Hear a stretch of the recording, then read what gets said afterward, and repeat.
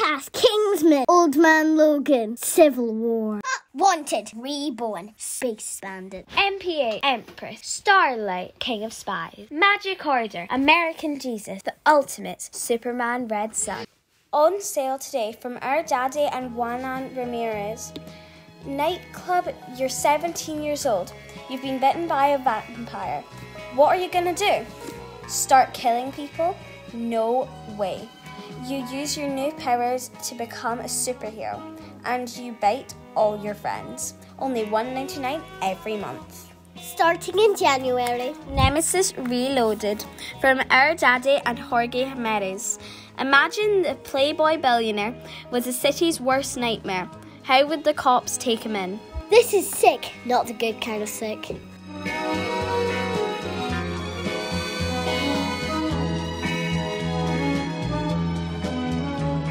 Greg, how's it going? There he is. Finally see you face to face, first time. Do you know, it's the strangest thing, isn't it? Because we've known each other for years. We've known each other 7+ years. And it's the first time I've heard your voice answering me talking. I've obviously seen interviews, I've had emails, all this stuff, but we're actually talking to each other. How nice is this? Same thing. I mean, even when Danny Mickey was my anchor, I hadn't met him for all the time we worked together until I did some show on the West Coast or wherever it was. And it was like, worked with each other for a decade and never met face to face. Weird business. And yet the strange thing is you can have a full relationship with somebody, isn't it? Even without talking, because we used to talk on email nearly every day when we were working together, didn't we? Yeah, it's pretty cool. We have a very different kind of existence, don't we? It's like internet dating. I think it's like internet dating, isn't it? Yeah. But we like volume up a little bit more. I think I'm maxing out. Hang on a minute. Let me see maybe if I get my as an old musician, my ears aren't the best. Also, honestly, my accent is that better? My accent is much better, much better. But my accent's hard in real life, but it's even worse over Zoom. Your accent is thick, but I grew up with immigrant grandmother from Italy. You know what I mean? So when you hear broken English, I think it makes it easier, even in other languages, to get a grip on it. Because I've been in situations with my wife, in different languages, different countries, and I can navigate a little better. I think it's from hearing the broken language, growing up all those years. Did you pick up any Italian? Like when you were a little kid from grandparents, did you learn any? Well, I learned all the bad stuff right away, and I still remember all of those. I learned a little bit, and I could understand what they were saying. But when she wanted to teach me, she would sit me down and want to teach me. I want to run off and play, and but it turns out to be a good thing because my older cousin, he learned from my grandmother. And then he visited Italy, and he said no one could understand me because I was speaking a mishmash of all different dialects, mushed to one. So, because they speak perfect Italian when you visit Rome and such, and he had a mishmash. He said he didn't know what the hell he was saying half the time. She could also, but everybody in the neighborhood all understood each other. It would have been great if she just made it up to him as well, just made up nonsense words, and she just believed her. I'm going to tell my kids this. But all the Italians in my neighborhood, they could all understand each other, and they all, for different regions and everything. So I don't know, they got along. But I guess in Rome they speak a perfect tongue, and I know it even myself when Jamie and I visited. You speak with a lazy tongue is what it is. Just like with any language, you could speak with a lazy tongue. And so you would say things and they would correct you and they'd be perfectly pronounced. Yeah. You go, okay, I know. I'm a peasant. Because you're a Northern Italian, aren't you? Your family be Northern Italian, I'd guess. No, they came from southern Catania, Sicily. Oh, right. So Sicilian then, right. Because I was going to say, I hope there's no ancient blood feud between you and the Romitas or anything like that. You guys are all on the same side then, yeah. No, I love the Romitas. John Senior really is the guy who knocked on the doors at the end of me trying to get in. He took me under his wing, and when he felt he was ready, he actually went around to the editors and go, "You need to find this guy some work." So John Romita Sr., very dear to my heart, Yeah.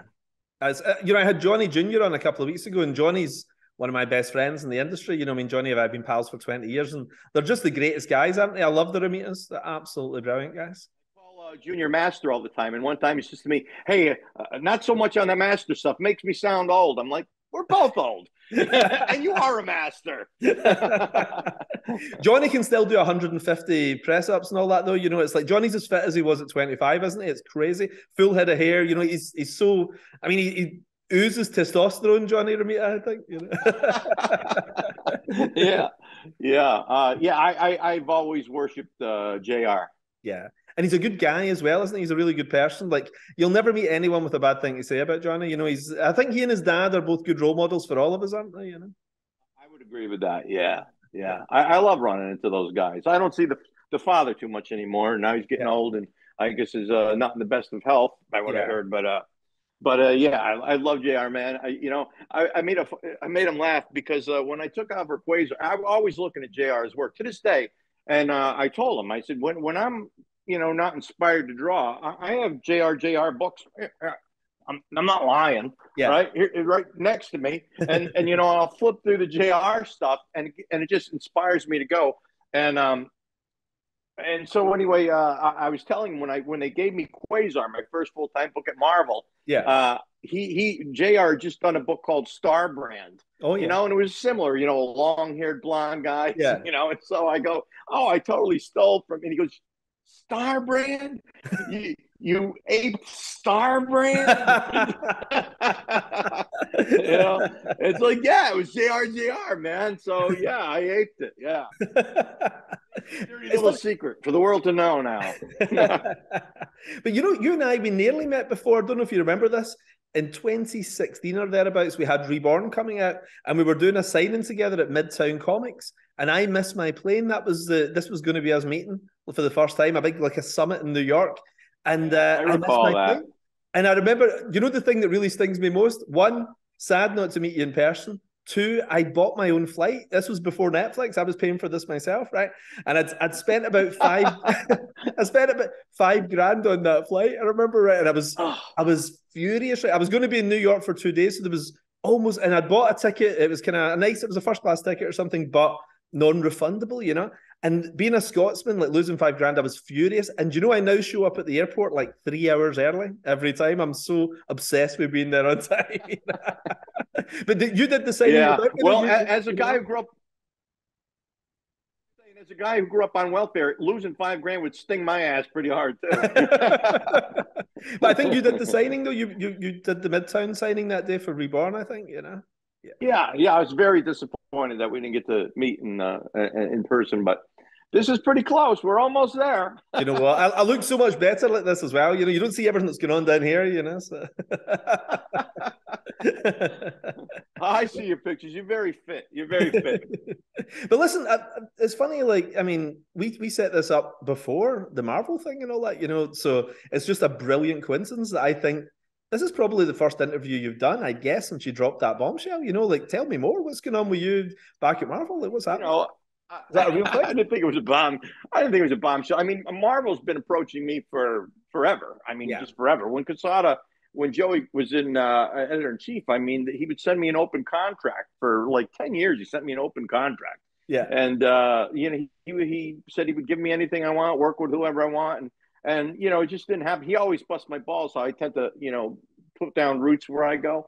But that's a gift if I'm with you, right? Then you're happy about that. So, but anyway, I've always, known I wanted to do some more Marvel stuff. And here's the thing is, I've been at DC for a very long time, and had a great time. And now I'm working on the Creech 3, and Donny Cates has been in my ear. Dan Slott's been in my ear. Scott would always, work with me and do something at Marvel. But I run into CB a lot. And so I said, just to get started, we'll do a project, but, I'll do some covers. So that announcement, first and foremost, is just going to be doing some covers because Creech has to be my priority. It's 110 pages. I got to get through with that. And then CB and I have discussed a particular project because here's where I'm at. I'm 60 now, and that's long in the tooth for an artist. And you know, when you do a full-time book, obviously, you know, it's not like a writer who could do many things at the same time unless you're like, you know, blazing fast, which I'm not anymore. And so I don't want to do like runs anymore. I told everybody, DC, Marvel, whoever, you know, 3 to 6 issue run, and that's it. You know, I can't keep getting locked in because I want to do, you know, a few things before, you know, I hang up my pencil or whatever. So my intention is to do some covers while I'm working on the Creech, do a project with Marvel, and then what happens after that, I'm not sure. I know that I talked with Scott about an idea. I have an original idea, so we'll probably do something like that at some point. And I want to balance. I want to do creator owned but stick with doing cool superhero projects that. Let me put it this way. You know, the comic book heroes at Marvel and DC are what made me want to do this. So I get the purest, motivation. Go, oh, you got to own your stuff and do your own thing, and that is great. But you know, it still gives me joy if I got to draw the Hulk or Fantastic Four. You know what I mean? And it was a blast doing Batman. So why would I deprive myself of that pleasure? I mean, you know, life is short, and that's the stuff that made my heart pound when I was a little kid. And so I think I could do both, right? So I'll just go back and forth, and that way I can, you know, have my cake and eat it too, sort of. Cake and eat it's always a good thing, you know. I think you got to follow your heart, you know, like whatever. I always think when you do something for a career move, it's never a good move, you know. You got to do what your passion is, you know. And I think also there's something weird right now that I really want to see the characters I loved as a kid done well again, you know. Sometimes in comics history, there's little periods where you want new stuff, and there's little periods where you want to see consolidation of the stuff you really loved growing up, you know?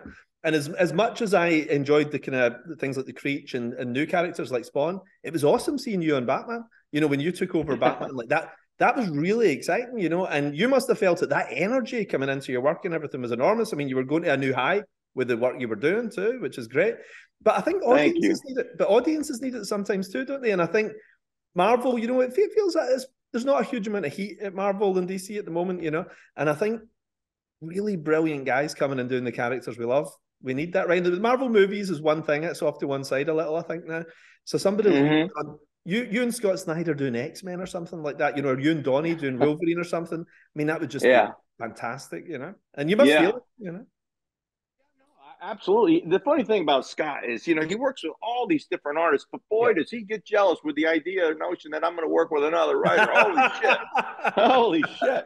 Oh, he even gets cross about it. It's like, hey, you know, you have no ownership over me. If I want to work with any of these guys, I don't need your permission. They don't need your permission. You know, it's all good.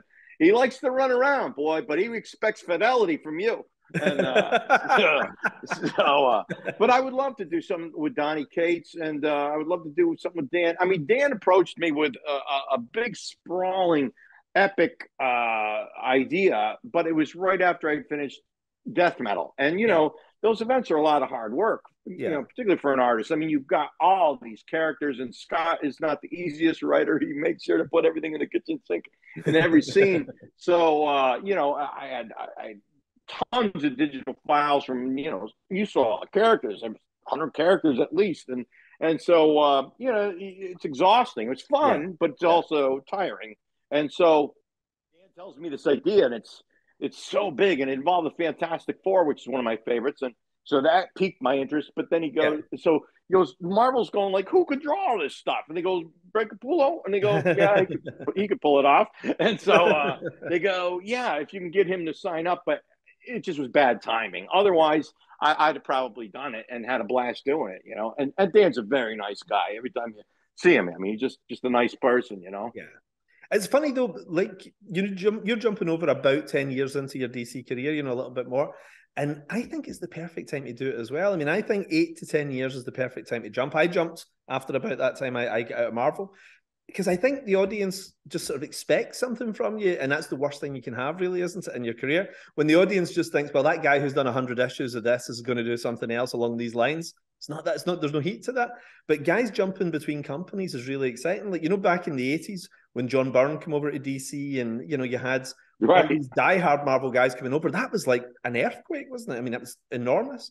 Yeah. And I think in some ways it's been great for creators because there's health plans and exclusive bonuses and all this kind of stuff when you stay with one company.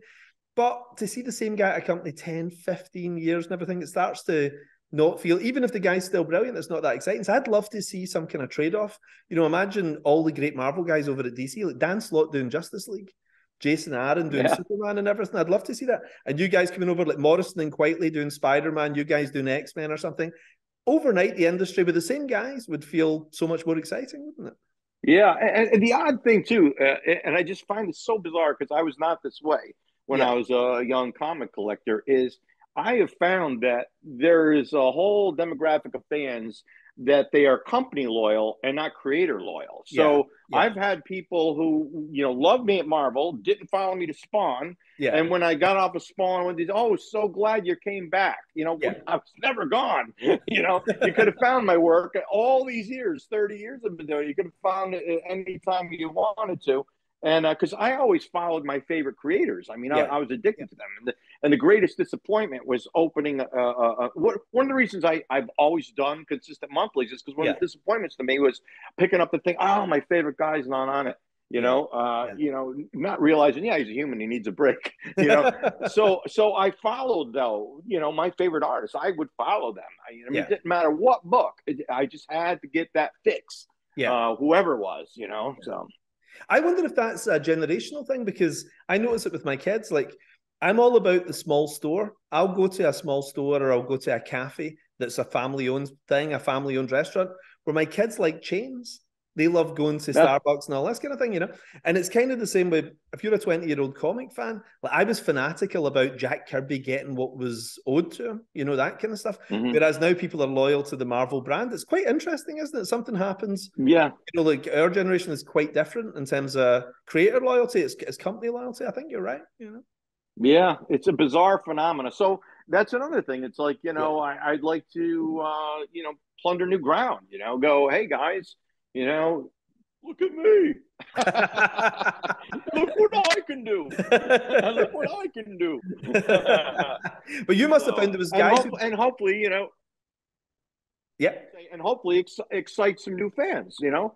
Well, there must be a whole bunch of Marvel fans who are unfamiliar with you, you know, like some 20-year-old Marvel fan who's never seen your stuff before. Absolutely. And that's going to be a mind blowing for them when they see you doing the Marvel characters. It's brilliant, you know. Because, you know, when I came on Batman, there were so many Batman fans who had no idea. I was the hot new old guy. Yeah.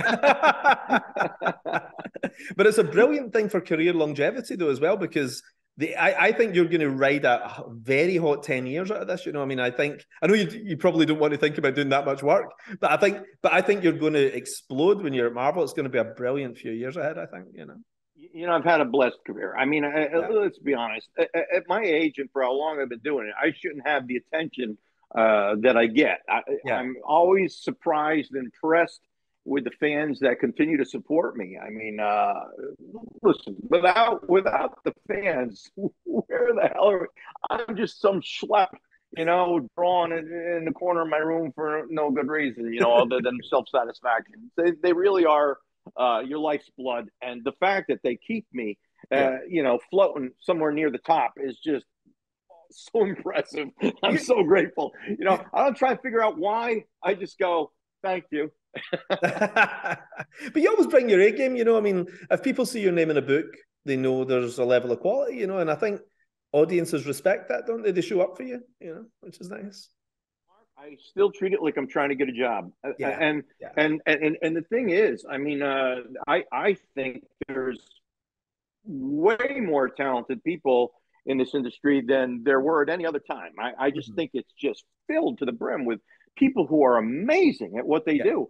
And all the more you go, wow, I'm really grateful that people, you know, are going, oh, we like Greg, you know, because there's an ocean. And I try not to look at it, all these individuals that I admire so much too closely, because two things are going to happen. One is I'm probably going to steal something from you, right? Oh, look at that. That's cool. I'll borrow that.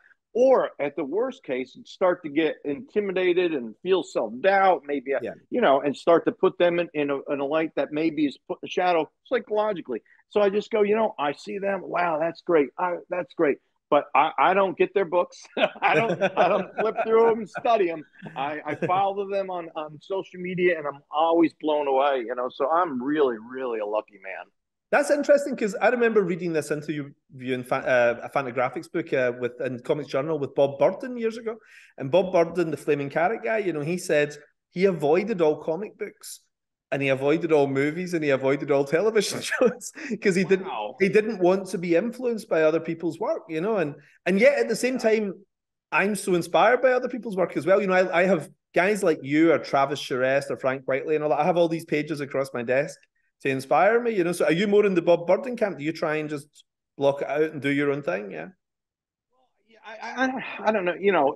Here's the thing. I mean, one of the things they gave me as a pearl of wisdom at Marvel, and I was trying to get in, he goes, you have to look at everything and forget everything that you saw. Yeah. So we never can really disengage from all those influences. Those influences are in you, whether you can even consciously recognize that or not. They're there. It's inseparable. You're the sum total of all the parts that you've encountered. So, I mean, those are all in me, but it takes so long to sort of find your own voice and your own comfortable seat in the way that you do things. And so at some point, I think that it's good enough to unplug just a bit so that you don't start to lose your own voice and adopt someone else's voice. So, which I think is easy to do, because in some regard, we're all a bit of a mimic. We have the things that we love and the style that we like, and then we start to, mimic it, echo it. And so I think at this stage, it's really, I don't want to taint that. I'm constantly trying to find a new way to explore and ways to perfect and improve. But within my own, I did all my homework, I did all my groundwork, I did all my study, and I got all the great advice. And so now that's it, man. I just want to be me. And so I try not to get overly influenced by everything that's around me, which there's so much beautiful, wonderful stuff around me. But you're right, we can't help it, especially when we're starting out. I mean, I used to draw. I mean, I was never good enough to be a professional, but I went through my Howard Chaykin phase. I went through my Gil Kane phase and everything. I'd mimic other people's styles, but that's just when you're learning anything, you learn from masters, don't you? And some of them leave a big impression on you. Like, when you were a little kid, were you aware of credits? Were you like, I love Frank Frazetta, I'm going to try and do this in a Frank Frazetta style? But when did you start to realize there was human beings doing this stuff? Pretty young, and the first guy I think was John Buscema that really, I was like, my God, his figure work. Yeah. I mean, it was just so solid. I mean, it is solid. I mean, it's just amazing. And so he was one of the first ones to turn me on comics. Of course, you mentioned Gil Kane. That was another one of the big ones that just thrilled me to death. Yeah. And I mean, the list is long, especially as the years moved on. And of course, when I discovered Frazetta, oh my God. And I got to tell you, so in high school, I was taking an oil painting class, and so I love Frank Frazetta. So the kind of stuff I'm trying to do is Frazetta kind of stuff. And my art teacher was constantly just trying to knock me off that perch. Stop doing this, So one day, because I still have all the collected books of Frazetta on the shelf, and they're all amazing and beautiful. So I brought. Remember those? They were about the Valentine books. They're about that thin. There were like 5 of them for Frazetta, and I had them all. And so I brought them all to my oil painting teacher, Mrs. Simiel. God, I love that woman. She was a bitch, but I loved her intensely. And so I give her these books, and she's flipping through them. Oh, well, he's obviously a master of color. Oh, he's obviously a master of composition. Oh, he's obviously a master of movement. And I'm going, you getting the word? Master, master, master, master. And after she saw that, she kind of like got out of my way. And then if she looked over my shoulder, she would kind of give me guidance on how I could better, put a larger object in the foreground, whatever it was.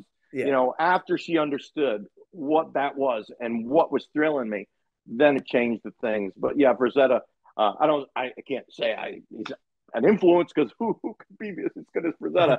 But that was one of the early guys too. And Gene Colan. I mean, there was Mort Drucker from Mad Magazine, all his movie satire stuff. Boy, oh my God, that stuff used to thrill me. And I was very young when I noticed the credits on that. I mean, because I mean, these were early movies that, Serpico and things were out when Mort Drucker was doing it. And I was, so yeah, I was just like, wow, look at this guy. It looks real, but cartoony at the same time. And that I definitely think is part of my style. That's what really thrills me. You have a base that is reality, but yet it's cartoony. And that's what really makes me happy to see and to do. I was going to bring up Mort Drucker because I can see Mort Drucker in your DNA. I mean, and you're right, because it's like Batman is at its. I mean that as a compliment, It's because Mort Drucker. Take it as a compliment. Yeah, there was a cartooniness obviously to his art, but it was a world, wasn't it? You kind of went into the world of Mort Drucker, and the environments are like your environments, where it feels so layered and everything, But I think there's something about Batman that needs, and I hate it when cartoonist is, or cartoony is an insult, because it's not. I mean, it's a lot easier to draw a likeness than it is to do a great Mort Drucker type thing, isn't it? But I think Batman needs that element of cartooniness to make it work. I think if Batman's drawn realistically, he looks like a cosplayer, he looks like a guy in a suit, and you don't quite buy it. But I think that super real edge to it actually makes Batman work, doesn't it? Like Todd McFarlane's great, Frank Miller's great. You're the master. I'd say you're the best of the modern age of Batman artists, like this generation. You're the best out of everyone, I think. But it's because you bring that it's just exciting. You can make anything look exciting, even something that's normal is what Batman does, Geez, my wife has been away in LA for a long time, so I'm feeling very lonely and unloved, but this is great. You're going to get charged for this. I'm going to charge you at the end. My soul was thirsty. But if you think even Neil Adams, people think of Neil Adams as a realistic artist, but he's not. Like Neil brings that cartoony edge to Batman. I think the cape swirling, the big feet. So when you look at Neil, you go, it's realistic, but it's not. It's not.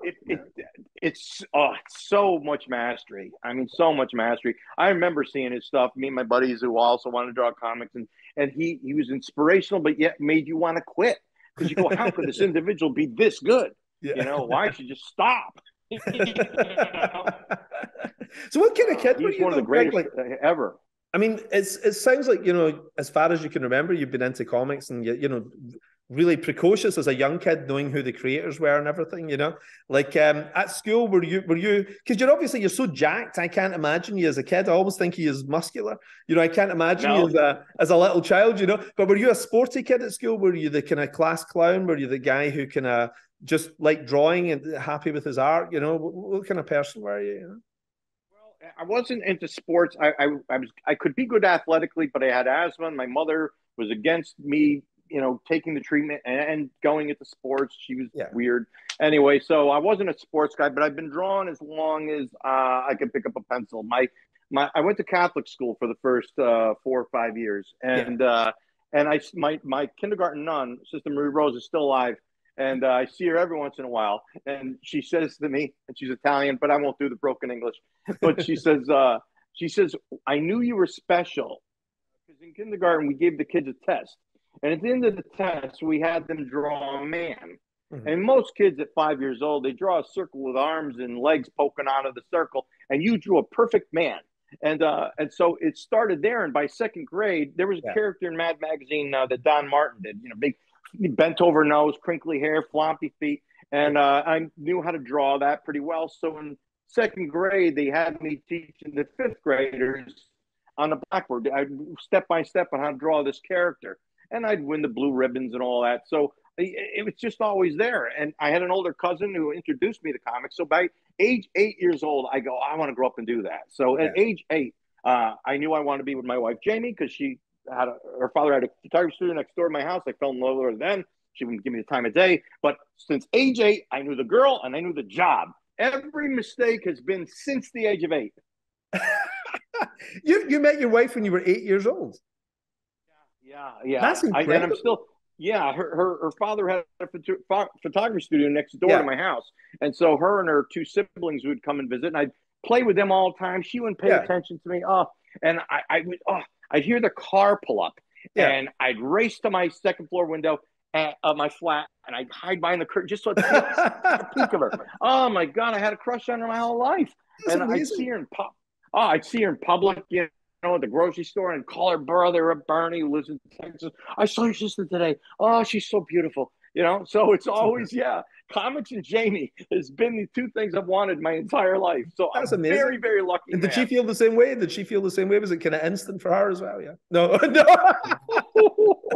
No, I couldn't get her to pay attention to me. And I was so pathetic, Mark. Okay? Her parents were hippies, so they were very, very liberal, and they would bring them the R-rated movies when they were young kids. So they brought her to, I think, Woody Allen's Sleeper, one of the Woody Allen movies that was R-rated, and so she came home and she was excited, and she was telling me, "Did you see the movie?" And I just wanted to talk to me, so I lied, and I say, "Yeah." And she goes, so she starts going, "Remember that scene? Da da da da da da da." And I go, "Yeah." And then foolish, stupid, dopey kid Greg goes, "Remember the scene where the guy came to the door with the golf clubs and rang the bell?" I'm making it up as I go, but from some other movie I saw. And she goes, "You didn't see the movie." And she starts pointing at me and yelling, "You're a liar! You're a liar!" And I'm humiliated. And her mother sees what's going on. Her mother, an older woman, obviously realizes this guy has a crush on my daughter, comes and whisks her away. "Leave him alone, Jamie, leave him alone." You're very brutal on him. So she doesn't remember that moment, but it's seared into my brain. And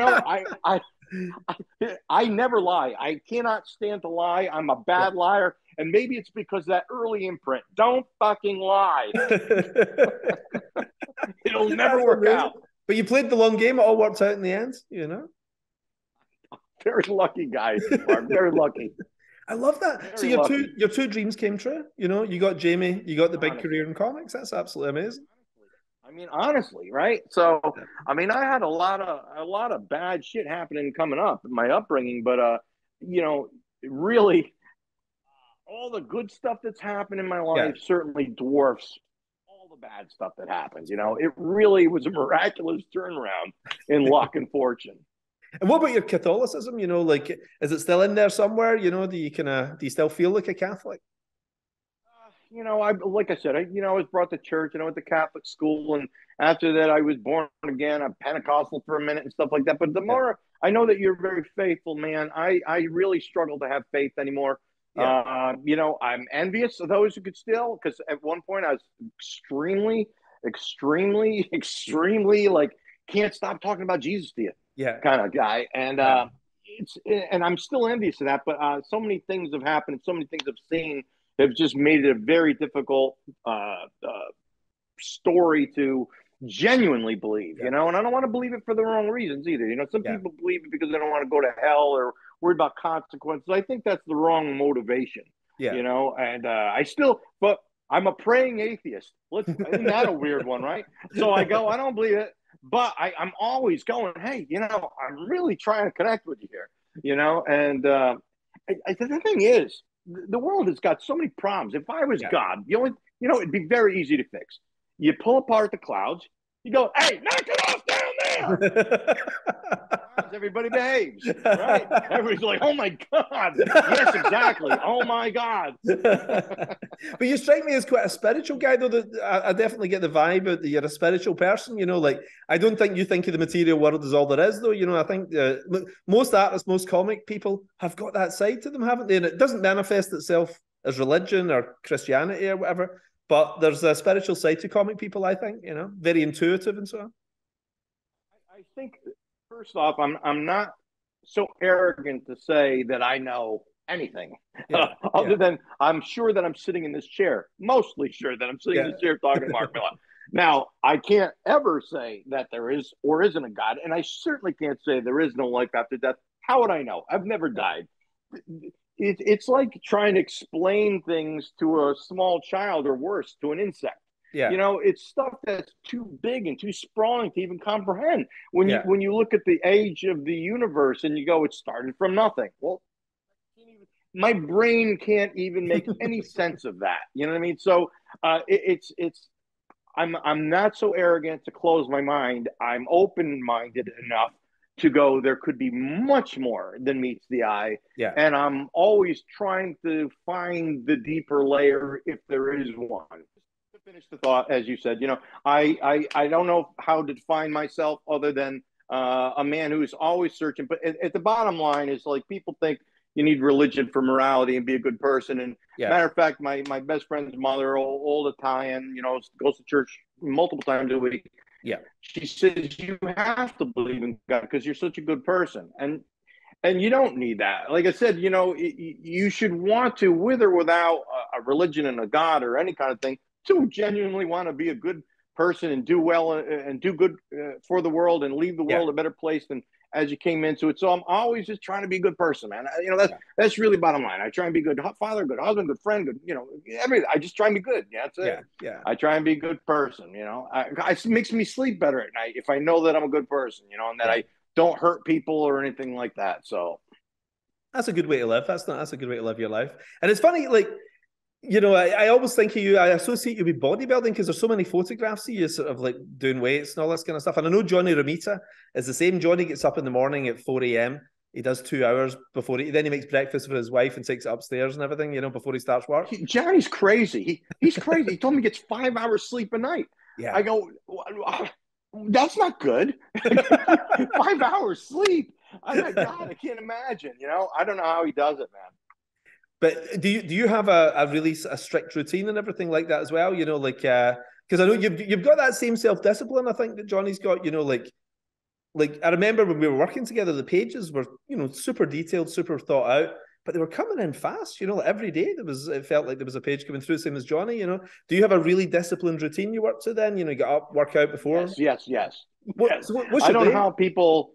I don't know how people can do this like so willy-nilly. Yeah. I treat it like a job. I get up I go to bed at the same time, get up at the same time, get my coffee, go to work and do my quota, no matter how many hours it takes. This is how much I have to get done today, and that's what I do. Yeah. And sometimes though the workouts have suffered, like especially during the Spawn Batman thing. Yeah, they really, really, really damaged us pretty bad. When they approached me, they go, "Oh, it's gonna be a leisurely schedule, Greg. 2 pages a week is all you got to turn in, and it'll be fine." And I go, "Wow, that sounds amazing." Well, if it sounds too good to be true. And before you knew it, with the lawyers taking so much time to iron out all the contracts and stuff, it became like I had to work 16 hours a day, 7 days a week, without fail, to produce the work on time. And Todd had to stay on my heels too, and he was getting worn out, tired, Right. And so a lot of workouts suffered during that 3-month period. That was harsh. But now things are back to normal. I'm getting back to the gym, more routine. But if I sacrifice anything, I'm sorry to say it is my physical well-being. I always prioritize my job ahead, and I know that's stupid and wrong to do that, but it's a deadline-driven business. So I'm going, what am I going to do? I mean, something's got to give. I have to produce this work, and has to be a certain level, of greatness, for lack of a better word, before I can turn it in. So I mean, that's what I do first, man. It's the job. The job is first. It's funny because I've got so many pals who take a while, they take a long time to get the stuff done. I won't mention any names, but I'm always amazed at guys that can maybe turn in a page a week, or I know guys that are 2 or 3 weeks on a page and everything as well, but they are sitting there, and I think they second guess themselves a lot. They do a lot of rubbing out, a lot of tearing up, But you and Johnny, it's interesting that you're both from Italian families and everything. You're not that far away from being the first people in the family to make money, And I wonder if there's a bit of that, isn't there? Like Joe Kubert and those guys that started in the 40s and Gil Kane, they all came from poor families and they had to make cash. And they said, I remember talking to Joe Kubert one time, and he said, I was too poor to take my time. I had to get the pages done, so I got paid, Like, is that the way you think about it? That it's a job, Well, I'll definitely think of it as a job. And my grandmother was one of probably the thing that's built me the most to be, so tenacious, so hardworking, and so disciplined. Yeah. I mean, there's a woman who came from, Italy, and she worked until she was 76 years old, scrubbing houses on a county courthouse on her hands and knees, come home, take care of a big garden. Her house was immaculate. You could have drank out of the toilet. The surface, there was no dust, no dirt anywhere. And so she would just go to work, do the garden, clean her house, cook. And I mean, just nonstop. And even as she got to be in her 90s, suffered a stroke, knee replacements, this and that. You couldn't stop this woman. She was like a Terminator. You'd have to go. She'd go, Greg, can you mow the little patch of lawn? I go, okay, I just got to run some errands first, Grandma. But and it's 90-degree weather. I come home, drive home. She's out in the yard pushing an old-fashioned wooden lawnmower. I mean, what are you doing? And I have to race you. You're making me look bad. You're hurting yourself. But she just couldn't stop. She's like a Terminator. And so when you grow up with these examples, I mean, certainly, you know what I mean? There's an influence there. So that discipline of my grandmother, and listen, she also instilled bad things on me about, like, if somebody crosses you, how you gotta get them back no matter what. You can't let them get over on you. You gotta get revenge, you know. So she's built a lot of my who I am for sure. Yeah. So seeing that, but it's funny, that search for excellence is also something interesting too, isn't it? Because the bodybuilder personality type is like, you know, it's never enough. You know, you're out there every day working as hard as you possibly can. And I think you and Johnny both have that in common. And what I think is fascinating is you started off good, but then you got really good. And then 10 years later, you get even better. And I think that's quite rare. Like most guys, what I've noticed in comic book careers with artists is they make a big splash. You know, they're a bit rough when they start, but they kind of find their feet within 2 or 3 years. And then that 10 years is the big 10 years for them, you know, and then they kind of tail off a little bit. But you guys, it's really interesting, you know, like it's rare, but you actually go up and up and up, you know. And I wonder if that, do you think it's your physical fitness and your alertness and the hours you're putting in the day that's a big part of that? Let's see. You know, to me, as far as the work goes, as far as drawing goes, and what you're saying is right. Like a lot of my favorite guys, that they have their style and they've been that style forever, and there doesn't seem to be much evolution. And I get it. You found your comfortable zone. You found your fan base, and you don't want to maybe jeopardize that, or maybe you're just happy and you're content. But for me, life is always moving, and it changes. And so the more you experience, the more it changes you.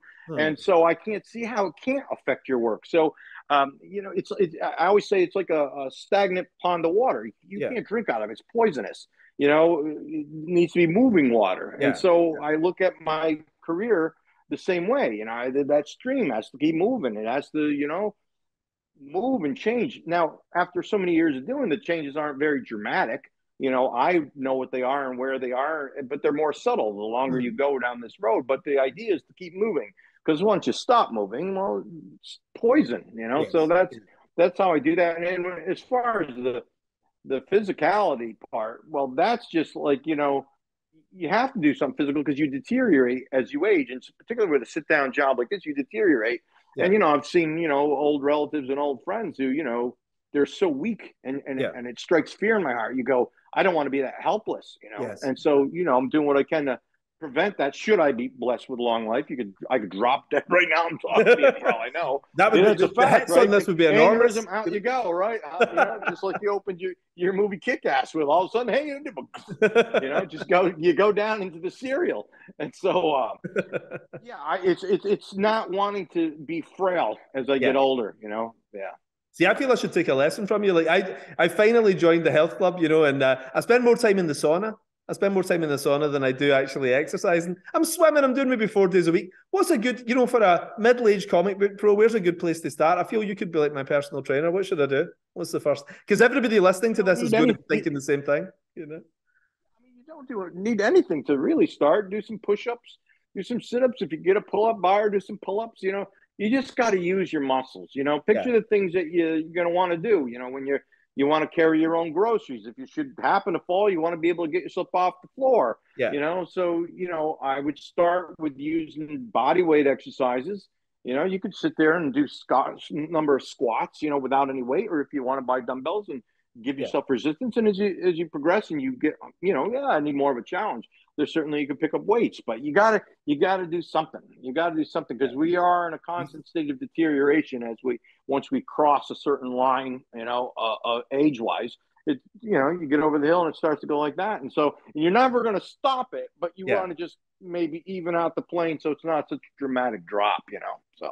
Can I see one of my pals that, if you heard of not bad for an old woman. One of my pals did the Ironman challenge. Have you heard of that? Have you heard of this thing? It's a big thing where you cycle 100 miles you swim 3 miles and then you run a marathon. And I flew out to Austria to watch him do it. And I was tired just standing watching him. I was drinking a beer watching him doing this, and I was exhausted because I had to stand for 11 hours, you know. But like, one thing that did appeal to me is he had to eat 5,000 calories a day to do it. And I was like, right, I'm up for that. I'll do that, you know. So.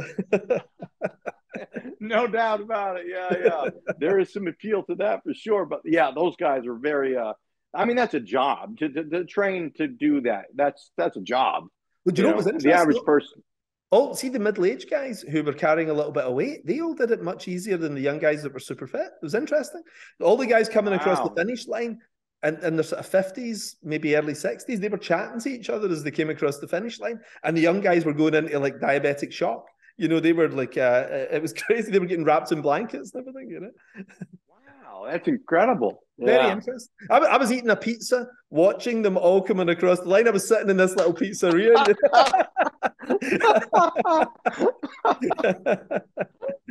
But listen, see that first Marvel gig?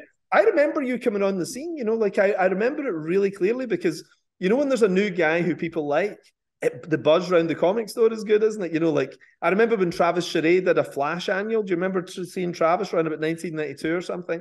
And I remember thinking, this guy's amazing. And everybody in the store was talking about it. And I remember you coming out, you Quasar, X Factor and everything. And Marvel had just lost, you know, a big roster of great guys. And then they were kind of like, oh, relax. You know, we've got Greg Capullo. And then you were gone too. You know, you were gone quite quickly. But who was the first person? I did a year on Quasar. I did a year or more on Quasar, and I did I think at least 12 issues or more of X-Force. Yes. As a matter of fact, when Todd tried to draft me on X-Force, I said, no, I can't do it. I have to do at least 12 issues. You know, because I always had that policy. Because as I told you earlier, my biggest disappointment was going to the comic shop and seeing my favorite guy was gone. Yes. So I've always had that mindset. So. And who hired you? Who was the first guy to say yes to you then? That was Ralph Macchio. All roads lead back to Ralph Macchio. I love Ralph Macchio. I think in all my time at Marvel, he was my favorite guy I worked with. Like, Ralph's the best, isn't he? Yeah, funny because, you know, it says living home, you know, and my mother was talking to Ralph Macchio here, and Ralph Macchio, she goes, my goodness, he's just so nice. It's like, he is just so nice. He gave me my first break with What If Daredevil Killed the Kingpin? Because I remember you doing a What If, but I only saw one. Was it just one issue of What If you did? Or was there more? I think I did 3 issues of What If. What if Iron Man lost the Iron Wars? And what if Reed Richards lost the trial of Galactus, something like that. I don't remember anymore. Right. It's a long time ago. But yeah, I think I did 3 what ifs. Yeah. And had you been doing and then they give me... Oh, sorry, on you go. I was just saying that they gave me piecemeal until they could find, you know, a monthly book. So I did like an Impossible Man's Summer Vacation and just little odds and ends, you know, here and there. And then they were ready to cancel Quasar. So they go, let's get the new guy. How bad can he do, right? And then sales went up about 20,000 copies a month, and they didn't cancel the book. Yeah. And so when the big exodus occurred that you mentioned earlier, they put me on X-Force. So it was just like, wow, that went pretty quick, you know? Yeah. It's interesting because, like, most people wouldn't have the confidence to move as quickly as you did. You know, like, before you go off and do something outside of Marvel and DC, you know, you normally kind of stick around for a good few years. But that was quite a brave decision, you know, because back then it's hard walking away from a company, isn't it? Because nobody said, you never hear this, right? But there is a slight mafia thing, isn't there, when you leave a company, that it's kind of, they're whispering in your ear a little bit, this could be very dangerous for you. You know, accidents happen, you know, you do get that kind of bad. What's that? Told me directly when you approached me, you know. Dan DiDio was like, oh, you don't want to do that. You should just sign your contract. That's very risky. Oh, that won't go anywhere, you know. So yeah, you're right. You're absolutely right. That does happen. And as a matter of fact, you know, go ahead. No, I was going to say, you never hear that, don't you? But it's a little weird leaving a company. It's a little odd, you know. And were you scared leaving Marvel? You know.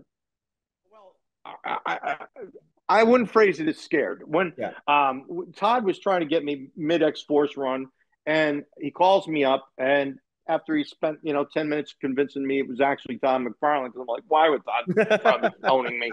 It's probably my friend fooling around. And so he goes, hey, you want to come do some work with me? And my attitude was like, Image is a little startup company. Why would I do that when I just got an X book? That seems rather foolish to me. Let's see a track record. I didn't say that part, but let's see it, survive a bit. And he called me a pussy and hung up. And so, yeah, and that's true. He called me a pussy and hung up. And the reason I left though was because I was asking Bob Harris at the time, who was my editor on X-Force, who later was editor-in-chief at DC. I said, promote me like you did all these guys. I mean, these guys got big on their talent, but they also got big on the push and the spotlight that the companies did for them. And that was a component. And so I wanted that. And they weren't having that anymore because they were like, look what that did for us, the large-scale mutiny. And so I asked a few times and promised, listen, I'm a loyal guy. I'm just asking for this. They wouldn't do it. So I phoned Todd up and said, you still got a gig. And that was it. And the rest is history. I didn't know that. That's interesting. I love Todd's strategy, though. That's amazing. Todd is an absolute pirate, isn't he? It's absolutely hilarious. But as I said to him, why would I come to work for your little upstart company that could pull up stakes and be gone overnight? And they just pussy. Pussy. But I remember hearing that rumor that Marvel were terrified of creating new superstars because the last superstars, took all the business with them, So but I mean, obviously it's disastrous if you don't have your superstars. You have to just keep creating new ones, don't you? Yeah, it's a paradox. And I don't know what their policy is now, but back then it was a real struggle and it was a real disappointment, because as it's been proved, I'm a very loyal person. You know what I mean? Yeah. In and out of comics, I'm just a loyal person. And if I tell you I'm going to do something, I'm going to do it. And if I'm going to do it for a bit, I'm going to stick around. I'm going to be your man. I'm going to do it. So, yeah, well, they had their chance and they blew it. I'm going to give them a second chance real soon, though, now. I heard the most amazing thing. A few years after I left Marvel, when I was off doing Kick-Ass and all that kind of stuff, one of the business guys said, we made a really big mistake with your psychology. And I was like, what do you mean? It's kind of interesting. And they said, we gave you so many pay rises, because I started on $100 a page when I started at Marvel when I was doing Ultimate X-Men, the Ultimates. But quite quickly, I was up at $500, and then I was up at $1,000 a page, by 2004. And they were saying we gave you too many pay rises too fast, and then it gave you this confidence in your abilities. And they were totally serious. They'd all been chatting about it. And they said, if we'd given you a 20% pay rise, you'd have been grateful, But because you basically had 10 to 11 times the salary, I think by the time I was leaving, plus bonuses and everything, they were like, I suddenly thought, well, if I'm making you guys this much money, I could be making this myself, if I go off and do it. Yeah. And there's something in that, isn't there? You must have seen that you were an absolute superstar emerging on the X book, and thinking, well, hang on, I've got, the ability, and these guys are doing it over at Image and everything too, so there must have been quite an exciting time to see Todd and all those guys going off and doing this, Yes, but I have to say, I have never thought of myself as a superstar, and I still don't think of myself as a superstar. I don't think of myself in those kind of ways at all. I am just a guy who does his best to draw the best comics that he's capable of drawing. Yeah. That is the end of it. There is nothing that makes me strut around like I am that and look at no. Listen, again, what goes up must come down, and I always have humility because there's nothing worse. Even if no one else makes fun of you, the disgrace you would feel if you puffed yourself up like that and then got cut at the knees. You got to stay humble in life, because life can at any moment humble us. Yes. And so, now I'm not a superstar. I'm very grateful that the fans have made me a prominent artist. Yeah. I'm a prominent artist. That's what I am. I'm a prominent comic artist. That's the most I will claim. I'm a prominent one. Listen, wait till you see the press release when Marvel announced they've got you in one of these books. They're going to use the word superstar. Just get used to it. Well, people could say what they want. I don't say that about me. Yeah. And what was Todd like to work for? Because I know quite a few of the Image guys very well, but Todd and I have never met. We spoke on the phone one time, but he seems such an interesting character, you know. And you and he, I always think of you guys almost like brothers, because you can see again the shared DNA and the work and everything. You're both into a lot of the same things, and I think he must have just saw your stuff. You know the way sometimes directors are really drawn to actors who they feel an affinity with, like Robert De Niro and Scorsese. They speak the same language, you know, and DiCaprio and Christopher Nolan, they kind of look a little similar. You know, I think you and Todd, there's a weird symbiosis, isn't there? There's something you seem to get on very well. You know, you seem to be a good team. You know, was that a nice experience that whole time you were doing Spawn? I've ever had working in comics. I mean, yeah. I just can't say it another way. I mean, yeah, maybe it was because you know, we're both artists, and that's a part of it. Yeah, and part of it, we do have similar mentality about a lot of things. We're both a little crazy, but we're crazy in the same kind of way. Yeah. And he always goes, if I had to go onto a battlefield, any battlefield, you're the guy I want by my side. Because we're both like Braveheart. I said to him just the other day, I go, wow, you'll paint this side blue, I'll paint this side blue. And that's it. We'll go with our battle axes. We'll do it. But so we're both a little crazy in a certain way. And but we have a lot of the same sensibilities. And I learned a lot early on. Because when Marvel was training me, you know, the very, you know, sort of comic book house style and all very sound stuff that I would teach to anybody. And then Todd sort of opened my mind to how you can really explore the medium, you know, with the way you format panels and the content you put in them. And so he put me on that road. Yeah. And then I just ran with it after that. So, and yeah, we are still very, very, very close. You know, he came to my wedding. His boy videotaped my wedding. I was going with the gondola through the Venetian in Las Vegas. And, will always be close like that. We are family. Yeah. And do you approach a page in the same way? You know, like I know there's a visual DNA, but do you guys work in the same way? Because I remember hearing Todd one time talking. He was saying that he would even rearrange scenes after they'd been drawn. He'd be like, he'd set all the pages down on the floor and think, you know, that scene would work better in this issue or at the beginning of the issue and everything. You know, I mean, do you have totally different approaches to the craft of the work, or are you guys similar? What do you mean when I worked with Todd? Yeah, I mean, were you part of that whole process with him? You know, because when he was writing stuff, he said he would do it in a very unconventional way. It was almost like editing a movie, you know, pulling stuff out and shoving it in somewhere else, as opposed to that Scott Snyder kind of full script kind of thing. You know, I've heard of that style. I don't think, you know, Todd did that necessarily with us. Right. I mean, he would call me up on the phone and he would, you know, tell me, you know, describe for me scenes and what kind of conversation to be had, and I would jot down the notes or tape them with a micro cassette recorder. I don't think he ever sent me a written plot. Right. And so everything was very loose, and he would, you know, he could at times have a specific idea, like for instance, you know, the scene opens with, you know, little bits of paper flying on the wind. We find out it's some, you know, nut was ripping up a little piece of paper, whatever. And he could have a specific idea sometimes like that, but oftentimes he would also say, you know, I need 3 pages of Sam and Twitch. They're going to be talking about this. I don't care if they're in a car or under a bridge, you know, in the office, you know, as long as this is the content and this is the emotional beat that I'm looking for, it didn't matter. So, however I want to direct the scene, it was completely up to me. And he would say, sometimes you'd surprise me and I would just, oh, well, I'll have to write it a little bit differently. And he thrives on that. He goes, you know, he says in interviews, I don't know how guys, you know, don't like that part of that being able to improvise, you know, on the spot. And so, yeah, he still works that way. The Spawn Batman thing, he had a general flight plan, but so general that, you know, I'd be finished with a page and go, I need a couple more pages by tomorrow. Okay, in the email, tomorrow, 2 more pages. And so it's like little bits by little bits, I was getting fed. So I didn't even have like a way to really plan the scene out. It's like 2 pages at a time. Let's go. And it's funny, I've always wondered, because writers always assume artists prefer full scripts because we're control freaks and everything, you know, but there must be a liberation in doing it that way, you know, where you're chatting about it and then doing your own thing. Do you prefer that, Todd's approach to comics, do you think? That's how I was raised at Marvel. I mean, Marvel started me working from plots. So, you know, you'd have, you know, a 4 to 6 page plot with evocative writing, and, you know, it was up to you to pace it out and make sure it ended at 22 pages and where your big moments were and blah, blah, blah. So, I kind of worry that, I've lost a bit of that musculature because, 10 years working with Scott, if you don't use any muscle, you're weaker at it.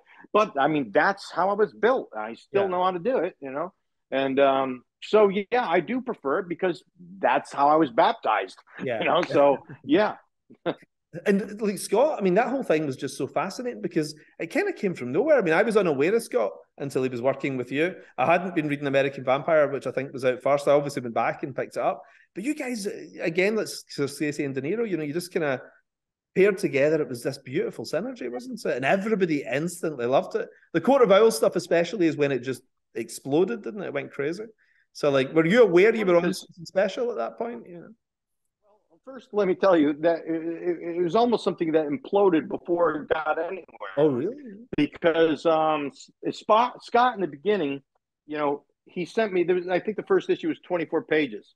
Yeah. And I think it was 48, 50 pages came off my printer for a 24-page story. And I was like, what the fuck is this? And so I typed him an email and I said, look, I don't need all this. Just send me the important words. And he typed back that they're all important. And I wrote back, I said, no, that's not true. And just give me the beats, the big moments, give me the emotional content of that scene, And he proceeded to brag about all the, awards he's gotten and my wife is over my shoulder reading this going, who does he think he is? Oh, it was aggravating to her, right? And so he writes all this stuff, fluffing himself up. He's all preening. And I read it and I go, I'm sure your mother's very proud. And that's what I sent it back. And he's so innocent. He didn't realize they just kicked him in the balls. He writes back, yes, I come from a very supportive family. And I'm going, holy shit, I kicked this kid in the nuts. And he doesn't even know I kicked him in the nuts. And so, I told my wife, I said, he doesn't know, anything about me. Once he sees what I can do, he'll relax.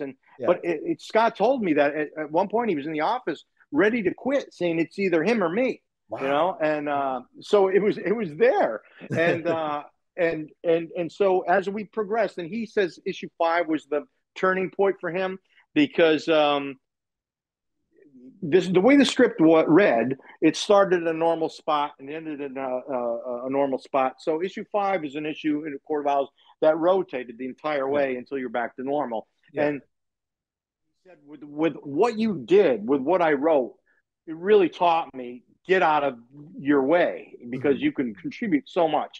And so, the more he saw me do, the more he would get out of my way. Now he's still crazy. Like he would sit there and here's a funny bit. Okay. So we use different word programs. So for years I would get these scripts and they'd have like 4 blue dots. And I know, now years later, I got a different application and those were photographs. And so, and he never stopped putting photographs in the script. And you go, at one point, don't you go, he must be ignoring all my photographs all these years. Why am I bothering? So I opened this one old script, and it's from Super Heavy, I think. And Bruce Wayne has a beard. He actually had Googled a picture of a beard to show me a beard.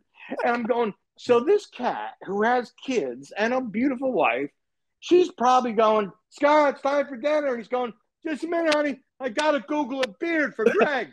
I'm going. So he does still have that kind of quirk attached to him, but he definitely has gotten further and further out of my way and given me bigger chunks of pages to pace out myself because I can do it. Go have fun. Go have fun. Let me do it. I'll do the heavy lifting. Sometimes that little bit of conflict, even very minor conflict like that, can make great work though, can't it? Because I've noticed sometimes when you put 2 pals together who are easy together, they get lazy. It's you kind of almost need somebody to spar with. And I won't name names, but guys like Stan and Jack, obviously, when there's a conflict between them and Stan and Ditko going all the way back, that little spark is kind of exciting, isn't it? Because they kind of compete with each other a little bit to do their best possible work.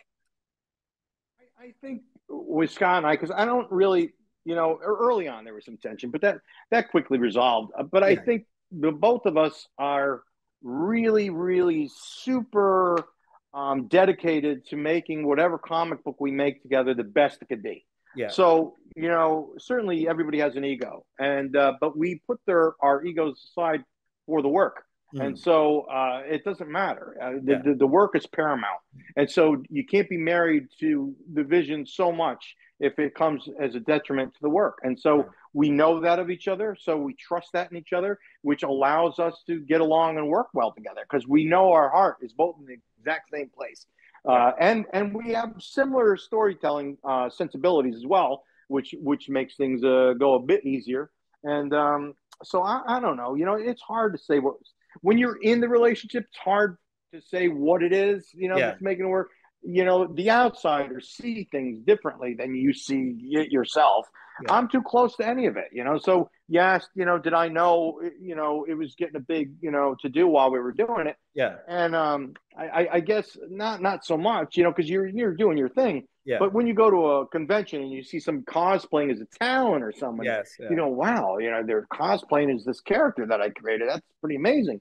Yeah. So you start to pick it up in the wind, but again, I don't pay too close attention to that stuff because you can't let that kind of stuff fluff up your head because just as somebody could write a great review and a fan could respond great, that could turn.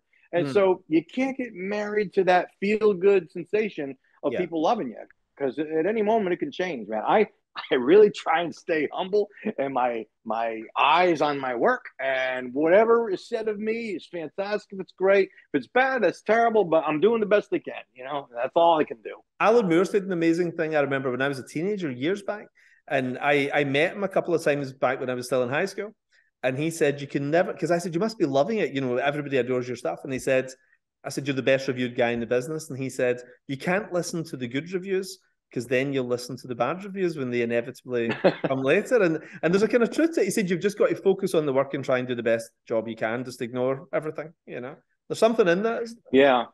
Well, Scott can't practice what he preaches, though. He reads them and he gets suffering about it. And I'm always the one trying to go, listen, it doesn't matter how many people don't get it. Only matters how many people do get it. So if you have 51% of the crowd who love you, you're winning. That's it. All you need is that extra 1%, and you're winning. That's it. That's all it takes. 1% more. 1% more. And that, I never asked you about that call from the Bat Office. Because I remember that was really unexpected. Because I saw you as the Spawn guy and everything. And for you to come and do Batman, like who made that call? Who was the guy who phoned you up and asked you to do Batman? I'm trying to remember. I think the first was Bob Harris. Right. But they weren't telling me exactly what it was. Yeah. Because it was the New 52 and they were keeping it under wraps. And the most I was getting was it was Batman related. And right. And so, but at some point Jim Lee got on the phone with me and he must know how Todd and I are and try to use some of that kind of strategy because like, I need somebody to jump into the breach with me. And it's like, that doesn't really sound like Jim if you know Jim, warrior. But he was using that kind of language and I'm going, he must have been talking with Todd or noticed I related to. But anyway, he trying to get me fired up. I think the first one was Bob Harris. And so it was actually Bob Harris' idea to put me and Scott together. I don't know what he saw to make oil and water go together. Yeah. But somehow it all worked out pretty well. So. And it is funny because just because somebody's a great writer and somebody's a great artist, that does not mean, especially in comics, that it gels. The chemistry is so important. You know that there's a Julia Roberts Brad Pitt movie called The Mexican I always use as my example for this. Like the biggest male star and the biggest female star, you put them together and it's a dud. It just doesn't work, And it's the same with putting comic teams together, isn't it? There's an alchemy to making this work. The way I relate it, because, I've been in plenty of bands, and in the last band I was in, there were multiple lineups, and everybody was sort of the same caliber musician. Mm-hmm. And yet there was a couple lineups that worked just amazingly better than some of the other lineups. And you go, why? That person's just as capable and brilliant, and so is that. But there's this intangible thing, man. And that's why, I go, I don't know how Bob Harris put it together because you want to assemble a boy band. You go, oh, they all look pretty. Oh, they can all dance and they have nice voices. We'll put them together and it'll be success. it's not like putting together a boy band, is it? So Yeah. I don't know what that intangible thing is, but it does need to exist for the magic to happen, so. And did you actually see at conventions the lines getting bigger on Batman than you had been used to? That feeling of the excitement when you go on a panel. Was that palpable? Were you aware of it yourself? Yeah. Oh, yeah, certainly, because there had been kind of a pretty big lull in my career because I sort of stopped doing Spawn at issue 100, and I was still working for Todd, but it was mostly behind the scenes stuff. So Yeah. for a lot of people, I had disappeared. I was still working for them. I disappeared. So with that, so did my popularity or whatever it had been. And so getting on Batman, though, it was a real boost. And the best thing about Batman, though, was now I loved working for Todd, as you hear me say over and over and over again, and I'll always say that. But, Todd casts a big shadow. And no matter what you do, someone's going to be comparing your work to Todd's work. And getting away from Todd was probably the best thing I ever did for my career. Because now I was judged on my own merits. Now, in the beginning, there's a few people going, next to Todd or whatever, still trying to hang on to that. But eventually, it looks so different than that. They have to just go, do I like that or don't I like it? So getting away from Todd was probably the best thing career move-wise for me. Even though that was great and I would do it all over again, I had such a good time. But my popularity soared after I got away from him, so. It's that thing we said earlier, though, about the unexpected. I mean, I say this to every young pro who's starting out, it's to always flip expectation, isn't it? If you've been doing Fantastic Four, don't jump onto Avengers, go and do Batman or something, people shouldn't be able to second guess your plan. But was it emotional for you? Because you've been doing it for a long time. Did it feel quite emotional, the idea that, my God, everybody's really got into my stuff in a big way? Because I think your work seemed to be feeding on something. Your work just got so much better. Were you? Man, I'm hoping that my work will always continue to get better. Yeah. It's not fed by a fan's response. Honest to God, I'll tell you what I think feeds it. Okay, and this is not to get on a psychiatrist's couch here. Yeah. But I grew up in a very abusive environment, and since the time I was a small boy, I was told I was a piece of shit, never going to be more than a piece of shit. That was so.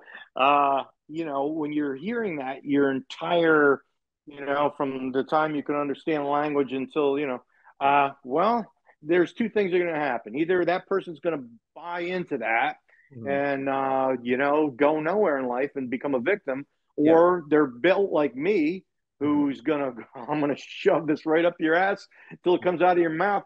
I'm not a piece of shit, and I'm going to show everybody. So I think probably that's ingrained in me, So that's maybe where this perverse drive that I have comes from. As a matter of fact, as an adult, I said to my mother, I thank you for all those years of abuse because it built me into this guy who just wants to go, fuck you. Yeah. And I'm built that way. You know what I mean? If you tell me I can't, boy, oh boy, that's the worst thing to tell me, because I'm going to prove you wrong. So I think part of it, it's the silver lining. The abuse is what built the beast, because I gotta prove that I'm not a piece of shit. So that's it, man. As a human being, though, that's the best thing you can do, isn't it? To weave straw into gold, to take all the negative and turn it into a massive positive. I mean, not to be crass, but that's the Batman story, isn't it? It's like taking the worst thing that can happen to a kid and making your life as awesome as it can possibly be. I mean, what better lesson in life, Absolutely, because the thing about it, and I've said it on panels and stuff, especially when talking about Batman, how that is a parallel to him, is because all of us have a choice in life to become a victim or a victor, and the path to victimhood is very easy. If you sit on the couch being a victim, right? This is why nothing happens good for me. This is why I do this bad thing or that bad thing, but the harder path is to go against all that bad stuff and still rise to victory. That takes the fight. And I understand that not everybody is built to be a fighter. There are people are born sheep and people are born lions. And now can you turn a sheep into a lion? I don't know. Nature versus nurture, maybe, but everybody should always strive to be victorious. And it's a great feeling when you've overcome adversity and whatever it may be, and you beat it, man, because when you do that, it instills confidence. And so you have better energy going into your next battle. And so, I know a lot of people out there suffer and they go through bad times and experience rough stuff. And, you know, a lot of us have and a lot of us do. And the thing is, man, you got to be a fighter, because at the end of the day, you'll be happy and proud of yourself, of the accomplishments that you make when you come out with the gleaming armor, instead of, you know, crawling out of a gutter going, you know, they beat me down, you know. So yeah, I think that's a big part of why I continue to improve, man, because it's just ingrained. You know, I wonder if it's such a thing in comics in general. You know, like all comic pros have got a trauma. You know, I mean, all these things they're kind of like superhero stories in the same way. Like both my parents died when I was a kid and everything. You know, but you know, you can take two paths, can't you? You know, you can either you know, feel sorry for yourself, or you can think, okay, I'm gonna try and make my life the best it can possibly be. You know, like because I've no backup. You know, I've got to do this myself, kind of thing. You know, but it's interesting when I talk to you and I talk to loads of pals at work. Everybody's got a tough time, maybe more than normal people, most than regular people who we know, you know. That's quite interesting. I'd never really thought about that before, because it's quite a powerful thing to try and launch a career in the arts, isn't it? I mean, it's most times that doesn't work out and people have to do something else, but there's some weird thing in all of us that makes us just keep trying, even when it's not working, to keep going and never give up. Yeah. You know? Yeah, definitely. And like I said, you know, I think that's my motivation, whether I consciously think about it. I don't consciously think about it. But when you look at all the pieces of the puzzle, it seems to make sense. Yeah. I love where your life is now, though. You know, I mean, I love the fact you're doing the best work of your career. You're about to start a whole new phase at Marvel, which is awesome. You're married to a girl you're obsessed with when you're 8 years old. I mean, it doesn't get much better than that, doesn't it? You know, like...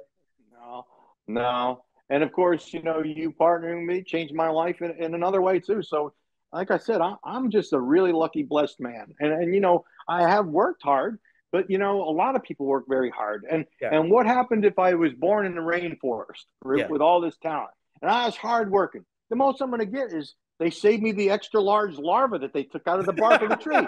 Here, it's for you. Thank you. I'm so talented. I get the big larva.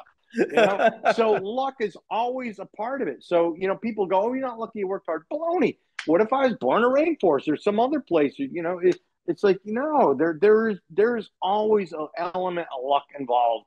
You know, you could call it a blessing, you could call it luck, you call it what you want, but there's something that, you know, somebody else did all the same things and they didn't arrive at the same place. Yes. So again, you got to just stay humble and count those blessings and count those good fortunes, man. Because you just, you know, it's an unpredictable thing, and we're in a way where we strive for control, but in some ways we're a leaf on the wind. So, you know. I feel if you were born in the rainforest, you'd be still drawing these amazing Batman books, but we'd never see them. You'd be doing them in the side of trees and stuff like that. I'd be carving them on. You know, that's it. In terms of Marvel, in terms of Marvel, you know, before we wrap up, like, not saying these are the gigs you're going to be doing, but what's your dream gigs at Marvel? You know, because there's a universe of 10,000 characters there. You know, like if you had to say your top 5 things that you want to draw in your period at Marvel, what's the stuff that gets you going? Well, you know, I was always a big fan of Fantastic Four. I like big characters, so Hulk could be on the list. You know, after all these years of kind of doing this gritty stuff, you know, Wolverine would be an easy fix. So would Ghost Rider, I guess, and you know, but you know, I love Marvel characters the most. When I grew up, my collection was almost entirely Marvel comics. I had some DC books, but really I was a Marvel guy. And so there's really precious little at Marvel that I wouldn't get a thrill out of doing, you know, honestly, you know. It could be pretty much any, you could blindfold me, give me a dart, put the names on the roster on the wall and let me go. And I'll be, yeah, that's cool. Let's go. You know, so, fantastic. But I know that, you know, companies after a while, you sort of get typecast and they assume, just like with Batman, always the easy fix. He did Spawn, you know, and so I'm sure, you know, the thing people are already going, Wolverine would be awesome. You know, fans sort of see you as a certain thing, you know, and that's cool, man. That's cool because I would love to do any of that stuff anyway. So it's not like, a hindrance. You know, like an actor complaining he's typecast. I only get this one kind of role. I don't care, man. The role is I draw comic books, and I like that. So, and what's awesome is it's 30 years since anyone's seen you really draw a Marvel character. You know, it's a long time. So, like the idea, this is going to feel very fresh for everyone, like you included. You know, it's exciting, isn't it? You feel quite buzzed up about it. Oh yeah, yeah, definitely fun. Like I said, the Creech is my priority. I've got like 25 out of 110 pages drawn. So I still got a bit of a road before I'm out of that one. But yeah, I'm looking forward to it. It's gonna be a great time, you know. And somebody asked me to ask this. Like, I'd heard the rumors of this for ages.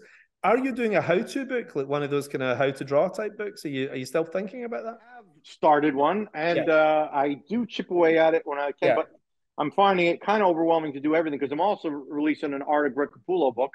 I'm almost done with all the scanning on that, and then I could get that going. And then once that's cleared out of the way, and I'm doing the Creech and doing some Marvel covers, I'll go back to chipping away at the how to draw book. But the thing is, you know, I want to put it out before I forget everything that I've learned because I was taught so much at Marvel. When I was trying to get in, man, you know, I mean, these are guys who really know how to make comics, and they're the ones who gave me all this advice. And a lot of this stuff is lost, man. I mean, I talk to editors, and not to name names, but I mean, they don't know their ass from the hole in the ground. You know, they were comic fans who became editors, but they really don't understand the mechanics of it. Some of the most basic things they don't even understand, you know, and you go, wow. And you're the guy who's supposed to be teaching the new guys, and you don't even know this stuff yourself.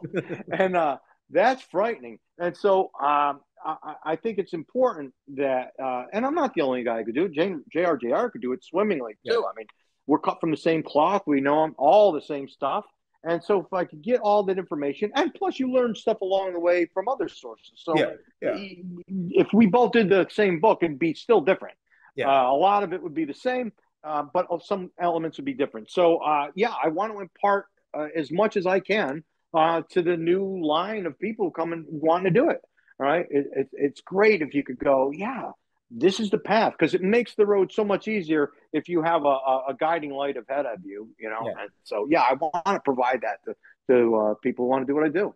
You know, I really, as time passes, I get more and more into this stuff as well. Like, obviously, I love comics, but I love those how-to things more than anything. And, you know, the background stuff, like the Tomorrows books and everything. And like you said, that 5-volume Frank Frazetta set and everything, that little behind the scenes and poster books and everything, I've really, in the last few years, I've really get into this. And I'd love to see guys like you guys who are kind of masters of their craft actually showing the next generation of people. And also to remind people it's an awesome job, because I don't think we hear that enough. So much stuff in the comic media is talking about, oh, you know, it's a nightmare, you know, and it's comics has never been more miserable and everything. But you have to sometimes step back and think, this is what we wanted to do when we were little kids, you know. And I always try and be quite evangelical about it with people, you know. It's, I can't think of a more fun career than working in comics, and I can't think of a richer history. For me, it's richer than Hollywood. When you look back at the Kirbys and the Joe Simons and all this, you know, all these amazing people over like 8-9 decades of worth of material that you can learn from is awesome. Yeah. And like you said too, you know, I would choose a different career if I did. I've ruined some of my body. Like I developed a vein problem in my leg from all the hours of sitting. You know, it's a venous insufficiency, so I get problems with some pitted edema now after 30 years sitting in a chair so many hours. So it takes its toll, and you know that sucks. My body actually paid some price for this. But I would still do it again, man. It's like, well, you know, what else would I like to do as much as this? Nothing. You know, there's nothing. I mean, there's other things I would like to do, but not as much as this. This is what thrilled me from the time I was a little boy. My heart beat fast. You know, nothing else made my heart beat as fast as comic books. So, yeah, I would do it again, man. I would do it again. That's a good note to end on. You know, it's how lucky we are. And, you know, if you've even got the remotest idea of doing this for a living, give it a try, because it is awesome, isn't it? Yeah, you got to give it a try, man. The misery you'll suffer if you don't even cast your line in the water, you know? You got to do it, man. And listen, I didn't get accepted right away. I took multiple closed doors, you know, rejection letter after rejection letter. No. But I wanted it so bad. There was no quit. There was no quit. Larry Hama was one of the last guys. I know you probably got to wrap up. I'll just say that I butted heads because I couldn't understand. He was just talking over my head. Larry Hama was one of the last guys who really beat the shit out of me, rightfully so, deservedly so. And I learned the most from Larry Hama, one of the people I learned the most from. And at our last exchange, he said to me, I could tell by the way you're looking at me, you think I'm full of shit. I go, I do think you're full of shit. He says, fuck you, get out of my office. I says, fuck you, I'm leaving. He goes, one more thing. You need to give up and drive a fucking truck. And I said, fuck you. And he said, fuck you. And so, oh my God. Yeah. So, but that was, again, the abuse I needed, right, to motivate me. to go, oh, I'm going to show this son of a bitch, you know? And so my stubborn nature, it actually took 2 years of me not taking any of his advice. And when I did take his advice, my eyes were opened. And then I went, wow, Larry Hama. Oh, thank you so much. Thank you so much. Thank you so much. But yeah, he told me to give up and drive a truck. Wow. But maybe he understood your personality, the contrarian nature, that would inspire you to kind of go off and try harder. I don't know. I don't know, because other editors don't like Larry Hama because of how harsh he is. Right. And I say, no, you're wrong, because comics is a hard business. It's deadline driven. If Larry Hama, his harshness can make you quit, you don't belong doing this game, kid. Because apart from the hard job that it is to meet those deadlines, and then what critics have to say and what fans have to say, man, if one cap telling you to give up makes you give up, you should give up. You don't have what it takes. Yeah. And it's funny, years later, he thought I was busting his balls when I, thanked him for saying that. And it turned out, because somebody told me he was driving a cab at the time, so all the more he thought I was busting his balls, which was not the case. And when I convinced him that, no, I'm honestly grateful, he goes, well, we all get our turn. I worked under Wally Wood, and I was always trying to show Wally my work. And one day he got tired of it, and he said, look, kid, when you stop sucking, I'll let you know. So the chain of abuse was unbroken. Yeah, that's brilliant. Listen, Greg, it's been a total pleasure. I'm so glad we finally got to talk, and I look forward to seeing you in person at some point. Absolutely, Mark. This has been a real pleasure. Great to see you. And good luck with everything at Marvel. It's going to be awesome. And all the best with it. Thank you. See you soon then. All your endeavors, many endeavors, yes. Thanks, Greg. Catch you later. Hey folks, thanks for tuning in. Don't forget, we've got the Magic Order, American Jesus, and Nightclub issue 1 this month for only $1.99. Next month, Nemesis Reloaded. The final orders will be coming in soon, so don't miss it. See you next week.